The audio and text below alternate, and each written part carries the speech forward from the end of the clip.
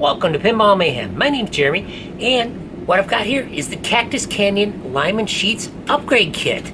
It's about time it showed up, but hey, regardless, I finally got it. Really excited to put in, and let's get started with the first thing. First thing you want to do, after you open the box, of course, read the directions. It's got a list of what's included in there, and kind of helps you familiarize with what kind of steps we're going to do. This is not going to be a complete how-to guide. Joel from N Out Pinball did an excellent video that I'm going to link in the description here. Definitely go check that out. But what this is going to be is I'm going to go through some things and just kind of catch the highlights, shall we say, and let you know that this is something you can definitely do. Just take your time. They say about an hour. If it takes you 2 hours, big deal. Big whoop.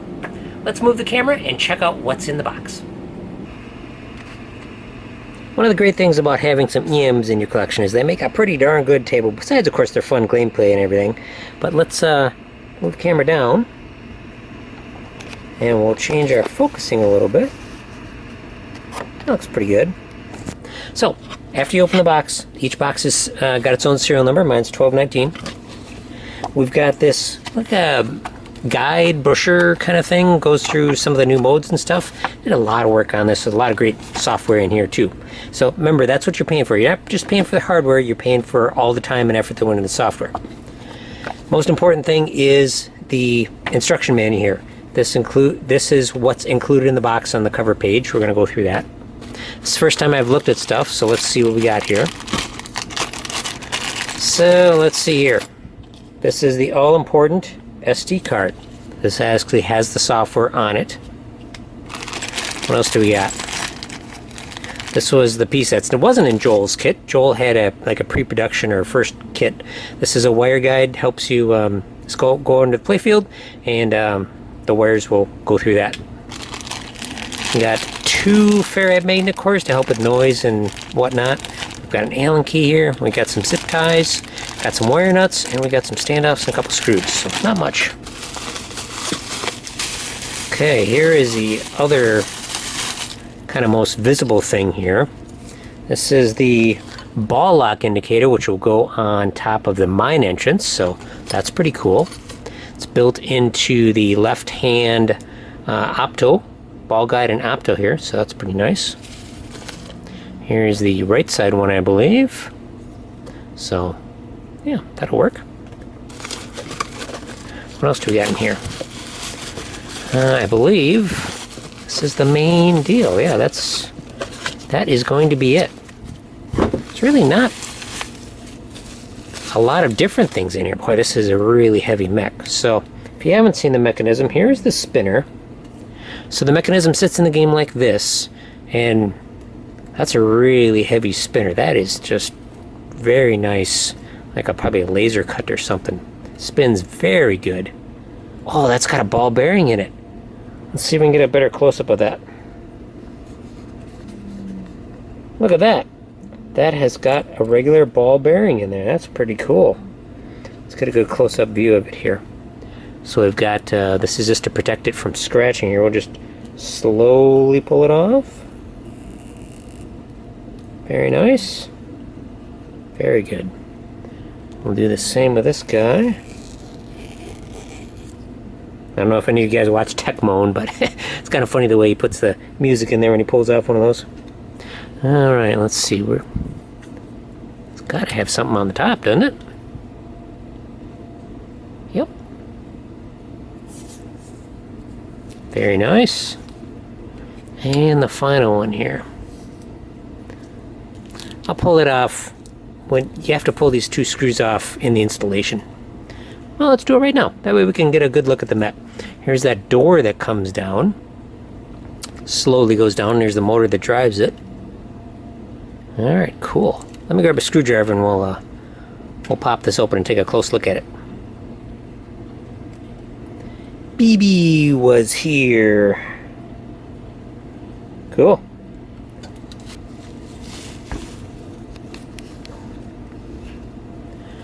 Alright, now without damaging the plastic, I'm going to carefully take these off.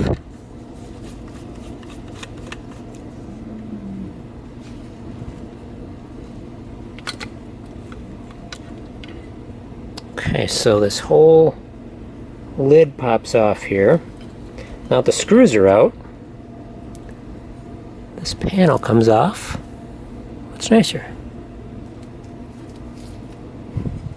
That is really nice. Bubba, Bart, Big Bart, Bionic Bart, Bella Bart, that's the new Bart, and Bandolero. Very cool, very nice. Well, let's get a good look at this mech. So there's our indicator lights. 2023 Chicago Gaming Company.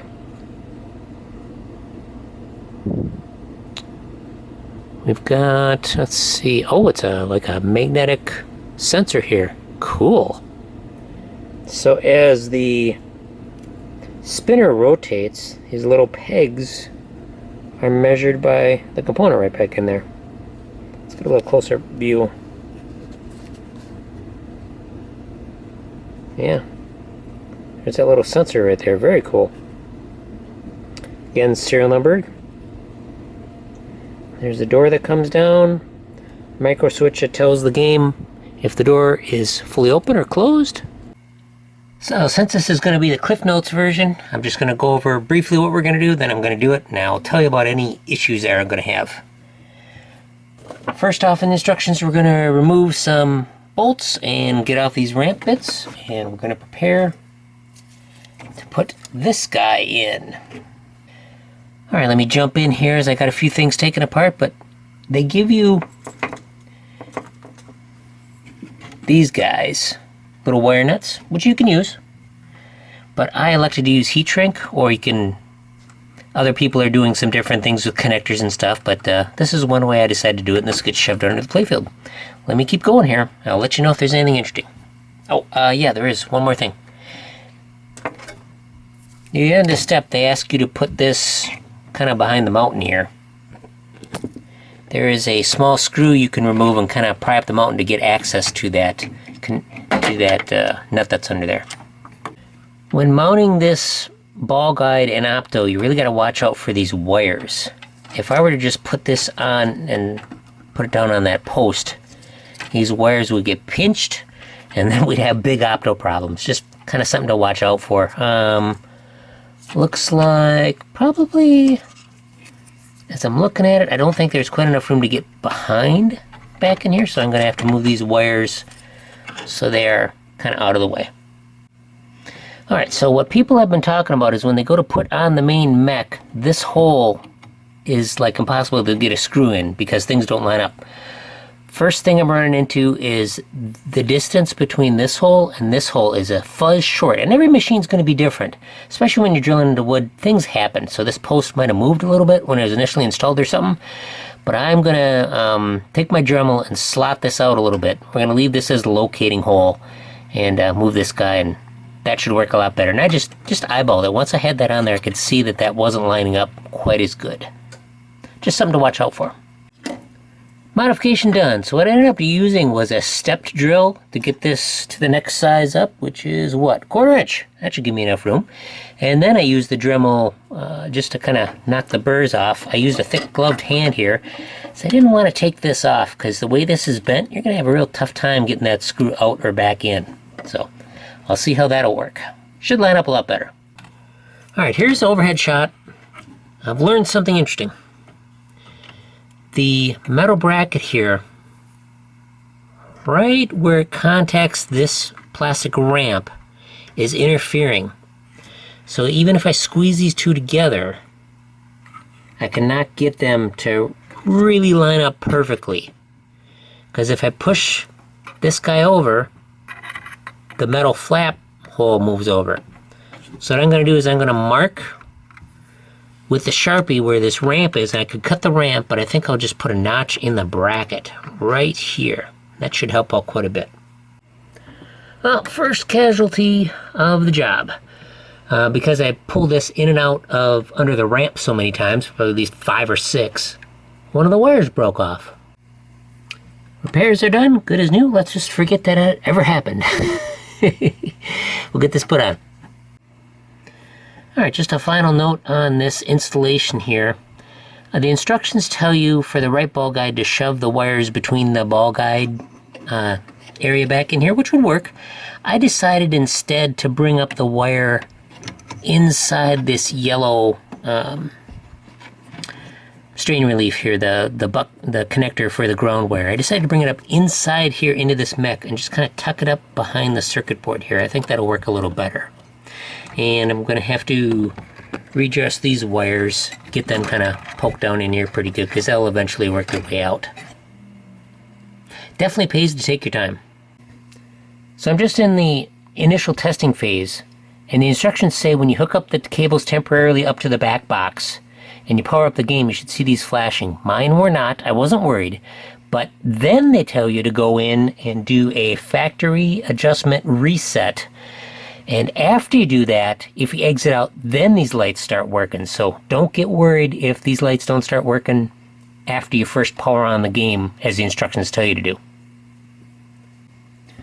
I just want to point this out. It does say it in the manual, but the lock lights will not work yet until all the cabling is connected underneath.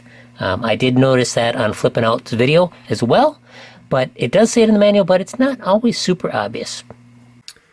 So, pulling these two screws out was a bad idea. There's a nut.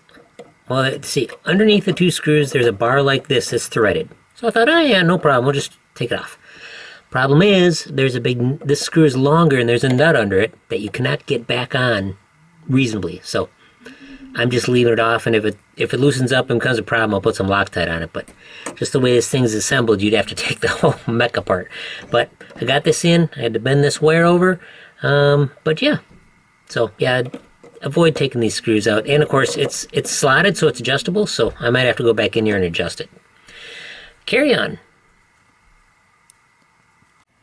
So running the wires was a little tricky because the ball comes right around this ramp here, this direction, and the wires can, because there's so many of them, they just kind of flop on over in here.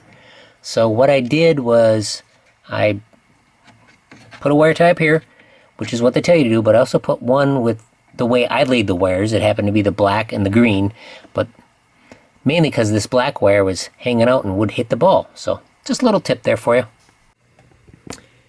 Here's another tip. Before you put the playfield up, put a towel down there. Why? Because the top of the playfield rests right along here somewhere, and it's going to gouge up the plastic handles of the guns, and you don't want that to happen. Alright, so I wanted to tell you how I did some routing. I followed the book, and we've got this opto wire that goes up with the bracket they give you, and that goes up. But where it comes down here, I noticed the wire was just kind of loose and dangling, and this guy moves, so that could trap a wire. So I added additional wire tie here, or a cable tie, and I added one down here to keep the wires, because they were like kind of close to the side. They could get caught in the mechanism of the playfield here. So just another little tip: keep your wires nice and organized and cleaned up, and should work good. Okay, we are close to testing everything's hooked up, but I want to talk about the USB cable that you hook up onto the board here this way. It is barely long enough. If you do not route it through any of the cable clamps here and just route it right out of the whole playfield up around up there, it's just long enough. It only becomes an issue when you tilt the playfield up into the service position. That's where you really got to watch out for it. But I will be buying a USB extension. You probably only need like a foot or two at the most, and adding it on there, and hopefully it doesn't cause any issues. Otherwise I'll be replacing the whole cable. But it's a USB-C cable on the saloon mech, and up there it's a USB-A, so it's a C to A. Well, what do you know? We're finally done. It's probably an hour and a half, 2 hours that I spent on this, but that's okay, because I like futzing with stuff and adjusting things. As you can tell, when I worked on that bracket, I worked on that a few times, drilled out the hole and made the adjustment with the Dremel and stuff. That was a lot of fun. But what do I got left to do on this? Well, I need to get a USB extension or a replacement USB cable, maybe a longer one. We'll see what the people on the forum say. The forum I'm on is Pinside, and there's a owners group forum for this. A lot of great information there, so definitely worth checking out. But other thing I gotta do is I'm gonna have to redress the cables a little bit on the mech itself. I think they're hanging down too low, and I think the ball is hitting them. In my test run, I noticed the ball went up the ramp, but it kind of like came back down exactly the area I shot it up instead of going down the wire form. So I got a little work to do there, but tweaking like this on something like this is what I like to do. This is definitely, from everything I've read and what I've played so far, it's a really good mod to have on your game, and once you put it on there, you're not going to want to take it off. Thank you very much for watching.